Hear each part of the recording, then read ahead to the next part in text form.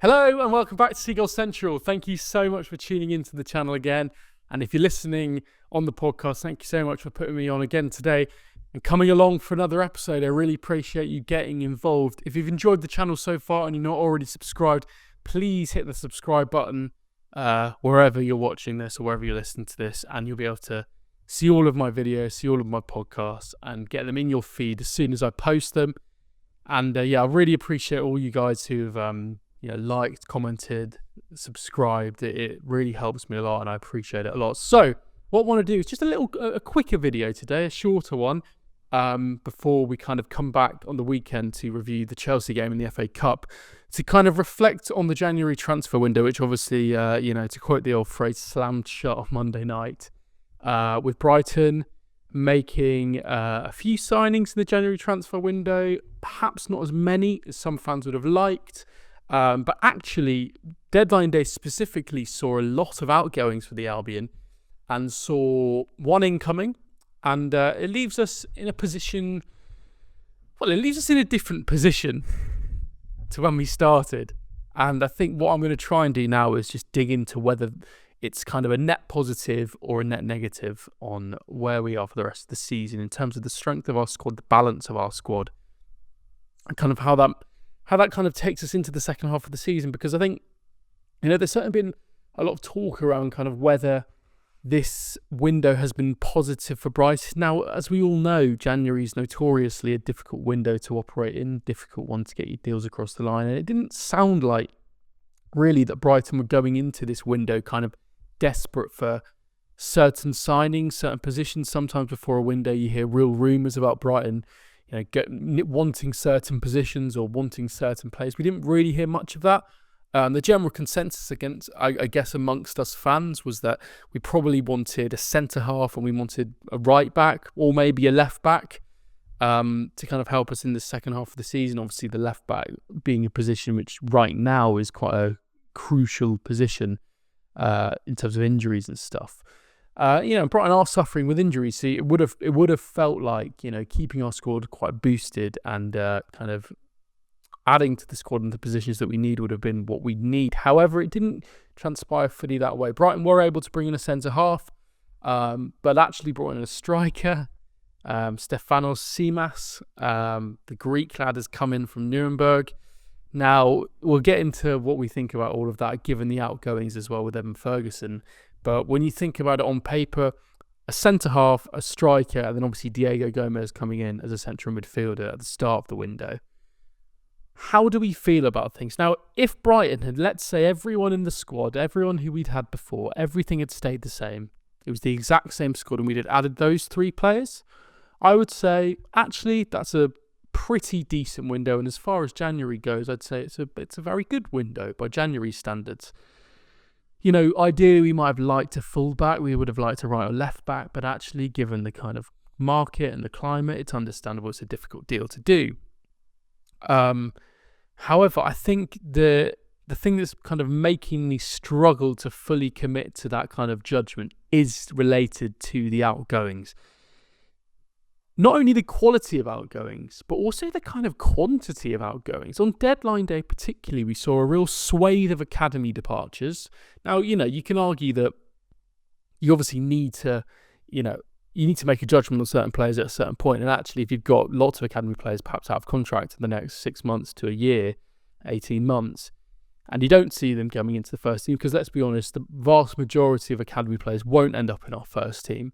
You do have to move them on, and while it's difficult to kind of see players like Rory McConville or Ed Turns or whoever, move on, you kind of actually think, okay, well, maybe it does make sense that. But I think it was just the real kind of shock of how many we let go. It literally felt like there was a exodus of players, and Brighton were just chopping in half their youth squad pretty much over the course of a day, with real promising talents leaving within that. I'll come on to that, but I think for me, the Rory McConville one was a really rather shocking one in the sense that was a permanent deal. I think so many fans probably didn't expect that to be a permanent deal when we heard the rumours around Norwich in the kind of week before deadline day. But a permanent deal for Rory McConville. We'll get onto that. So let's begin with the outgoings, because I think that's the real contentious kind of topic among Brighton fans at the moment. Have Brighton made a mistake in loaning Evan Ferguson to West Ham particularly? Have they made a mistake getting rid of Valentin Barco to Strasbourg? Have they made a mistake in Ciso going to Ipswich? Probably not.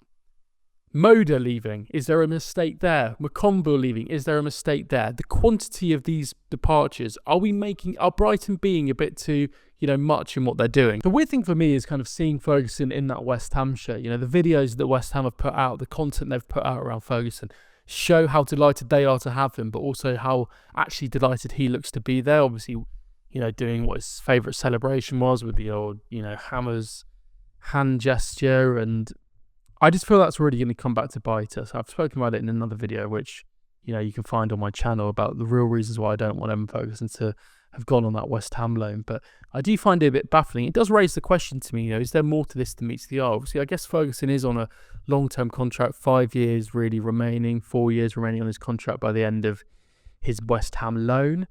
But it kind of feels like a move that's indicative of the club perhaps wanting to make a permanent exit with Evan Ferguson in the next kind of 6 months, year or so. Briefing to the media via The Athletic probably halfway through the window that they were open to permanent offers for Evan Ferguson. That kind of story doesn't just come out of nowhere. And then kind of quite seemingly happy to loan him out to a Premier League rival. That raises a question to me that actually, have they almost made a bit of a judgment on Evan Ferguson? Have they made a decision to send him out on loan to a Premier League club, get him in the shop window, and ideally a club like West Ham, who'd be so desperate for a quality striker, would come in and buy him? It seems absolutely baffling to me, but I do defer my kind of judgment sometimes due to the track record that the club have produced in terms of making judgments on players. So rarely has it kind of been a misjudgment. Only really kind of Victor Gyökeres and a couple of others over the years where we've really thought, oh my God, what were we doing letting them go? This one feels like a glaringly obvious one. The only thing I'm thinking is, do they know something we don't? Has there been a fallout perhaps between Evan Ferguson and Fabian Hurzeler? Now, I'd like to think that the club, the whole reason they brought in Fabian Hurzeler was so that the manager wasn't making one-man decisions on transfer policy. That was the whole reason why Roberto De Zerbi ultimately left the club, because he wanted more control. If a manager didn't fancy a player, you wouldn't think within the Brighton model that's enough to kind of move on an expensive asset and a kind of potentially generational young talent just because a manager doesn't quite fancy him. Now, perhaps that's Brighton's way of kind of backing the manager. He makes a decision on a player, and actually if you're committed to the process of bringing in your manager and getting behind them and creating the environment, the perfect environment and culture for them, you move on the players that they don't like. It just seems a little bit odd when there are players in that who seem so clearly, uber talented and could potentially be a real game changer for Brighton in years to come. It just makes me ask those questions, because I think other than that, or an injury kind of worry, maybe long term the club are worried about his kind of injuries, or they think that they can get better for a price point. I find it really surprising, because he's proven that he's a Premier League goal scorer. He's scored a good amount of goals in the Premier League. He's shown he's up to the level. And actually Brighton in the window going out and buying another striker in Seamas from Nuremberg, where does that leave us? Does that, that kind of makes a lot of us think, God, have they decided that actually Evan Ferguson, isn't the future of Brighton, and that Seamas is? It's really interesting. In an ideal world, we go to West Ham, we'll bang the goals in, and that will coincide nicely with maybe a regeneration of our forward line slightly, where we're seeing players like Danny Welbeck probably coming past the peak of his powers, although there's no guarantee of that with the form he's showing. And we can integrate Evan Ferguson into the squad as a kind of first choice number 9. Because, next season we're going to have a lot of striking options, a lot of attacking options. And actually, if we're in a position where Evan Ferguson's coming back to the club and he's gone and banged in loads of goals for West Ham in the second half of the season, it's going to be a very tough sell to keep him at the club. And I think once you kind of make a move like this for Evan Ferguson, once the club sanction this kind of move to take place, I think it does make the whole issue around Evan Ferguson's future a lot more precarious, because he's no longer just a Brighton player. He's been out on loan. He's played for another Premier League club. There'll be another Premier League club really looking at him. There'll probably be more Premier League clubs wanting him when he inevitably does do well. And I think it smacks to me that Brighton have potentially made a decision about his permanent future, and I think that's kind of worrying. Now, on the flip side, Brighton seem to have made a good signing in Stefanos Tsimas from Nuremberg. 19-year-old striker, looks like he loves playing off the shoulder, a very good finisher, but he's playing at a very different level to what someone like Ferguson would have been playing at, and a very different level to a player who would be able to come into the Premier League and light it up immediately. Now, at only 19, there's obviously years to come with him, and perhaps maybe a loan even next season would be suitable for him. But I do find it interesting the way that this decision has been made. Do they view him as a long-term strike kind of a successor to maybe Ferguson? Now, I guess the only thing with the Brighton model is, I think, and I spoke about it in a few episodes ago, is actually I think often maybe Brighton don't, I get the impression, now I might be wrong here, that I get the impression that Brighton don't always make signings for kind of what's best in terms of the balance of the squad, and actually it's more about kind of if they see an opportunity to buy a player, to bring a player in, if the data looks really good on a particular player in a particular moment and the price point's right, they'll make a move for that player. So the fact we've brought in Stefanos Tsimas at this point and we've let Ferguson go both in the same day and both in the same window doesn't necessarily mean that kind of he is the replacement for them. We're bringing him in because we believe that he can add something to the side, to the club in the long term. He can be an asset, be that monetarily or in terms of a playing squad long term. And actually it's less about kind of balancing things out, because I think often, you know, we might think to ourselves, actually, if it was all about squad balance, Brighton probably would have bought more defenders over the last kind of couple of years. We would have focused more on kind of centre halves and right backs and stuff like that to kind of balance out that imbalance in the squad's central midfielders as well. So maybe it purely is just kind of a coincidence. But Tsimas looks like a very good player. He looks like a very capable player. I guess for me it will be really about seeing how he does in the second half of the season now that he's more on Brighton fans' radar, seeing how he looks in pre-season, and then we can make a judgment on him in the second half of the season. Who knows, you know, it's very likely Danny Welbeck, João Pedro will could get an injury in the second half of the season. That's why it makes the Ferguson transfer just so surprising. But it's it's interesting. Cash in obviously coming in as well from Derby County. You know, Derby County's player of the year for a couple of years in a row, 23 years old. Obviously I spoke about him in a previous video. You know, that was a position that Brighton definitely needed to strengthen at centre half with, you know, Lewis Dunk, particularly at this point, not showing fantastic form.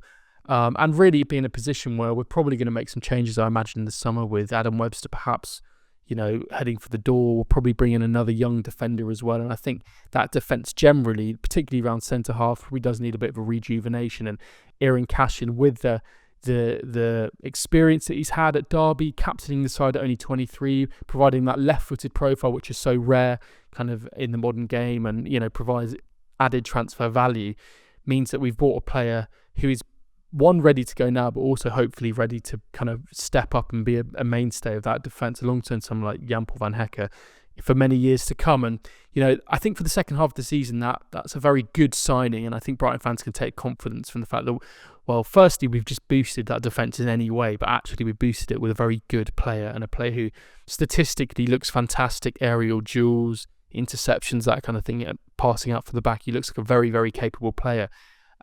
So I think, you know, in terms of that aspect of things, probably in terms of central defenders, it feels like we've boosted. We're in a better position than we were at the start of the window.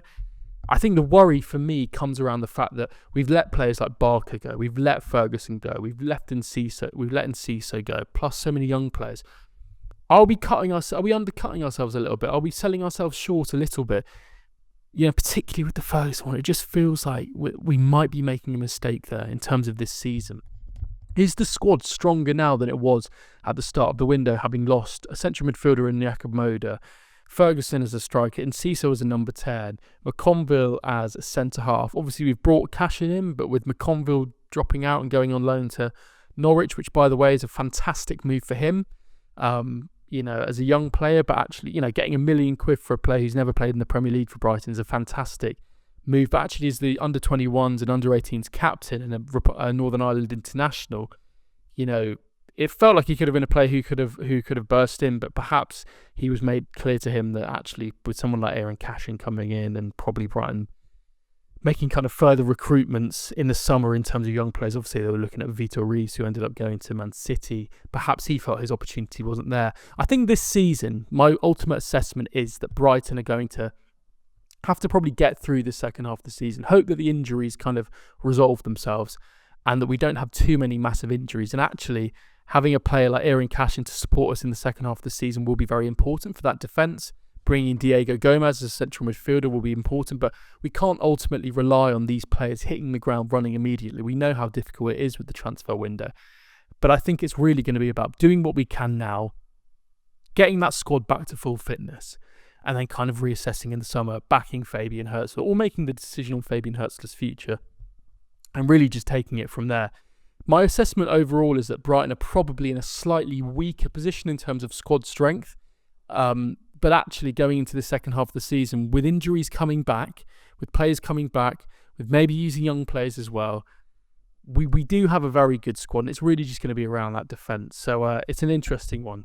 Listen, thank you so much for watching this video. I really appreciate it. Obviously, it's been a quick one, and I've rattled through it, but I just wanted to jump on and do a kind of immediate reaction to the transfer window ending. Let me know what you think. We're going to probably see Cashin this weekend against Chelsea in some form or another from the start. Players like Diego Gomez might be starting as well. We'll get a real look at some of these new players that have come in. Perhaps a couple of young players as well. I imagine Fabian Hurzeler will play a strong squad despite all the injuries and kind of it being an FA Cup game. But let me know what you think. Are we in a stronger position or a weaker position at the end of the transfer window? How do you feel about all the departures that have happened? Do you feel like we've strengthened enough in terms of bringing players in? How do you feel about so many young players going out? There's so many questions to be asked, but I'd love to hear your thoughts on it in the comments below. As always, thank you so much for watching. Thank you so much for listening. And if you haven't already, please subscribe to the channel, drop a like and leave a comment below. I will see you after the Chelsea game in the FA Cup, where let's hope we get the result we need. And as always, up the Albion.